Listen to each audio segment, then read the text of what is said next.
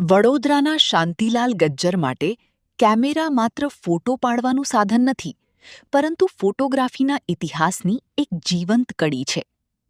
Radio રિપેરિંગના વ્યવસાયથી શરૂ થયેલો તેમનો કેમેરા પ્રત્યેનો રસ ધીમે ધીમે જૂના અને દુર્લભ કેમેરાના સંગ્રહમાં પરિવર્તિત થયો.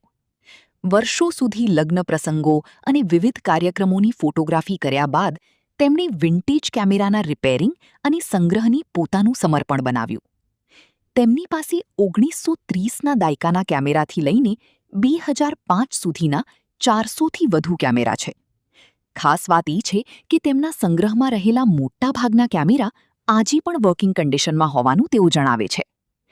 તેમના કલેક્શનમાં પોલરોઇડ કેમેરા, મિનિએચર અને સ્પાય કેમેરા, સ્નાઇપર ગન શૈલીનો કેમેરો, ચાવીથી ચાલતા કેમેરા અને સ્પ્રિંગ વાઇન્ડિંગ સહિત વિવિધ પ્રકારના અનોખા કેમેરાનો સમાવેશ થાય છે.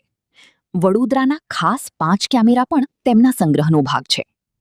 એક નાના મિનિએચર કેમેરાથી શરૂ થયેલો આ શોખ આજે 400થી વધુ કેમેરાના અનોખા કલેક્શનમાં બદલાઈ ગયો છે. શાંતિલાલ ગજ્જરે તેમના દરેક કેમેરાની માહિતી પણ ડોક્યુમેન્ટ કરીને રાખી છે, જેથી નવી પેઢી ફોટોગ્રાફીના બદલાતા ઇતિહાસને સમજી શકે. હવે તેમનું સ્વપ્ન છે કે આ દુર્લભ કેમેરાને એક જગ્યાએ પ્રદર્શિત કરવા માટે વિન્ટેજ કેમેરાનું મ્યુઝિયમ બનાવવામાં આવે અને યુવા પેઢીને ફોટોગ્રાફીની જૂની ટેકનોલોજી તથા તેના ઇતિહાસથી પરિચિત કરાવવામાં આવે. શાંતિલાલ ગજ્જરનું આ અનોખું સંગ્રહ માત્ર કેમેરાનું કલેક્શન નથી, પરંતુ ફોટોગ્રાફીની બદલાતી ટેકનોલોજી અને તેના ઇતિહાસને સાચવવાનો એક સુંદર પ્રયાસ છે.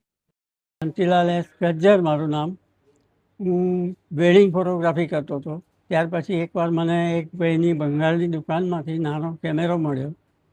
એ કેમેરો એટલો નાનો છે કે એ જોઈને મને આમ પ્રેરણા થઈ કે આવી કંઈક વિચિત્ર ટાઈપના કેમેરા ભેગા કરવા જોઈએ. ત્યાર પછી મારે કેમેરા રિપેરિંગમાં આવવા માંડ્યા. એમાં કોઈને વેચવો હોય, કોઈને ના જોઈતો હોય એવા બી મને કેમેરા મળ્યા. એની ઉપરથી મેં અલગ અલગ કેમેરા ભેગા કર્યા છે. આજે મારી પાસે 400 જેટલા કેમેરા છે, 400થી 450. એમાં ચાવીથી ચાલતો કેમેરો છે, પછી પ્લેટ કેમેરો છે, પછી સ્પાય કેમેરો છે,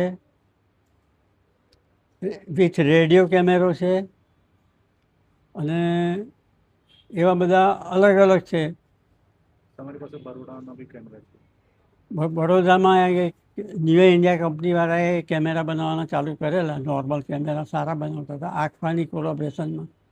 એમાં 5 જાતના એ લોકો કેમેરા બનાવ્યા હતા. એ 5 કેમેરા મારી પાસે છે.